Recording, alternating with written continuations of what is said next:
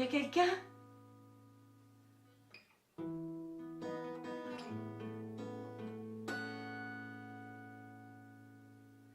Aujourd'hui, pour la première fois, j'ai changé une bouteille de gaz.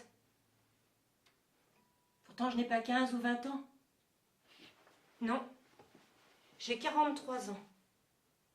Néanmoins, pour la première fois de ma vie, je change une bouteille de gaz. C'est ainsi. Depuis quelque temps, je fais expérience des premières fois. Est-ce que je sors d'un long sommeil? Peut-être. Ou peut-être pas. Pour en revenir à ma bouteille de gaz, je dois vous préciser que quand je n'habitais pas avec Dominique, mon logement était pourvu du gaz de ville, ce qui explique mon inexpérience. Mais maintenant que Dominique m'a quitté, je dois faire le nécessaire pour vivre au quotidien.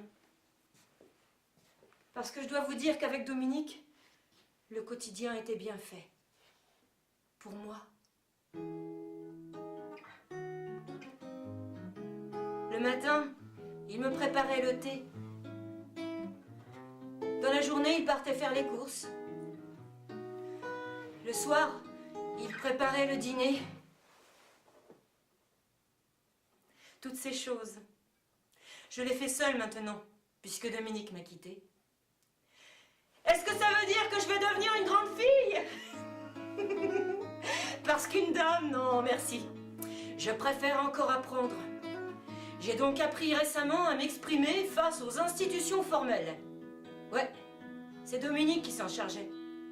Et j'ai aussi passé mon premier Noël et le Nouvel An, seule. Ça s'est bien passé. Merci.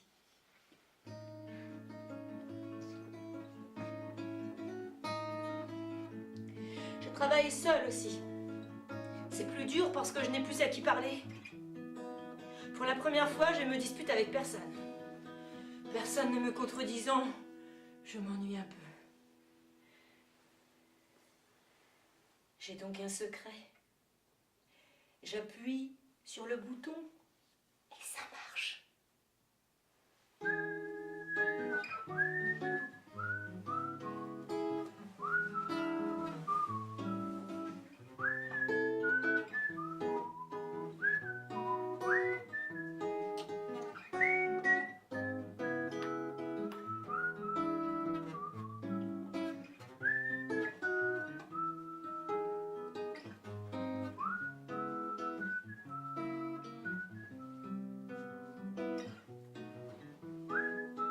Tout est là.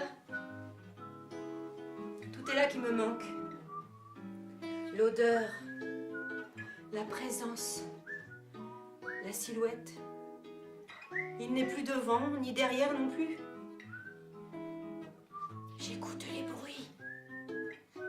Il me parle de lui.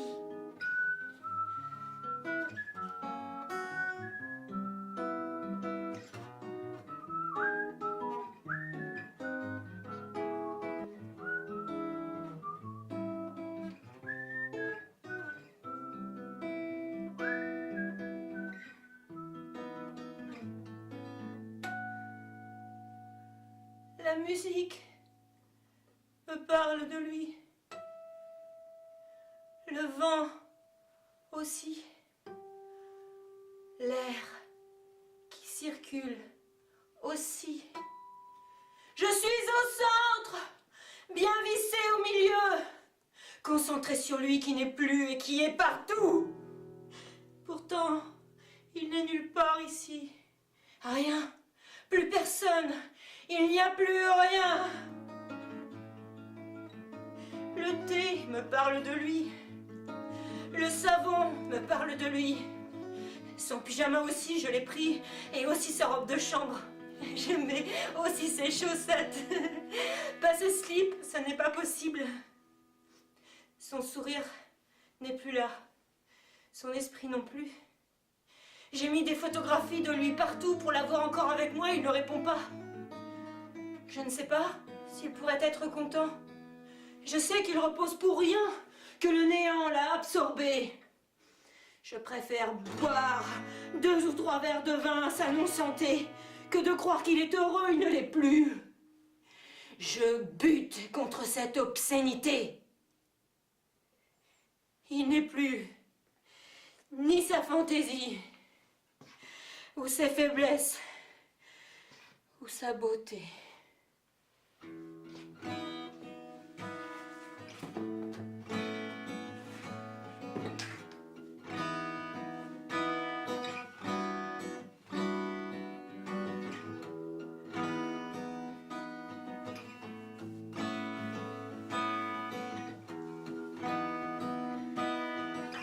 Je me suis parfumée de ses parfums sur tout le corps. J'ai mis ses crèmes, même celles de l'après-rasage. Mais qu'est-ce que je m'en fous d'être ridicule?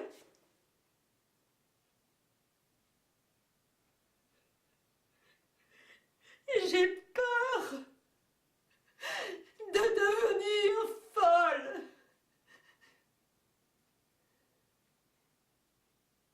Mais ça ne fait rien. Je m'en fous. Je voudrais creuser un trou à côté de lui et ne plus me réveiller du tout. Je n'ai pas d'idée morbide. Sa présence me manque. C'est tout. Je survis.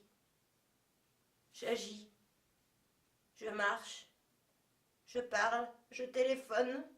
Et puis, je fais beaucoup de ménage. Je ne jette rien. Je nettoie. Je lave. Je range. Je n'arrête pas de rendre les lieux propres. C'est rassurant.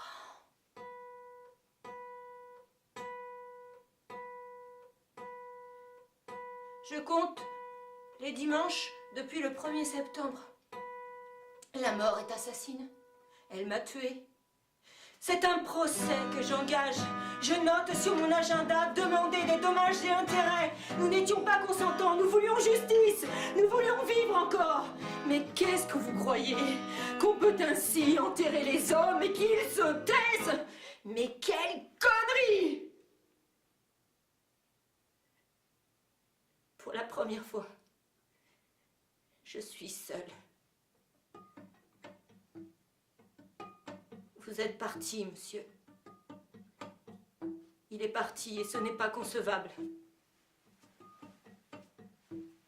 Je promène le chien seul le dimanche. Le samedi, je ne fais plus les courses. En fait, c'est à la dernière fois que je pense. La dernière fois que l'on a déjeuné ensemble. La dernière fois que je l'ai vu et qu'il a franchi le seuil de la maison était un jour ensoleillé.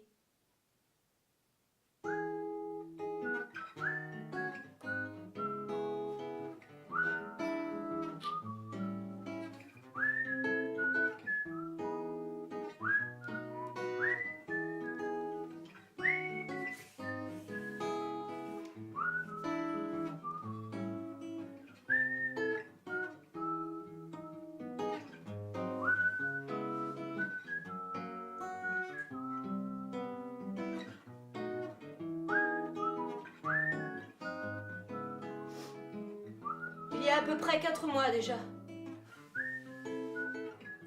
La première semaine, je me suis dit... Une semaine déjà. Le chien aussi s'inquiétait.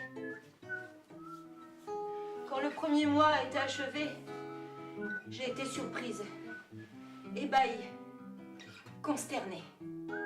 Quoi? J'avais pu vivre un mois sans lui. Au 2e mois, je m'agitais déjà pour sauver les apparences. J'en suis encore là. Et dans un an, qu'est-ce que je dirais? Est-ce que j'irai au cimetière planter mes hortensias pour la Toussaint? Je suis bête. C'est pas des hortensias, mais des... je ne sais plus. Je perds mes mots. La première fois que je me suis retrouvée dans la cuisine à chercher ce que j'étais venue faire, c'était le 2 septembre.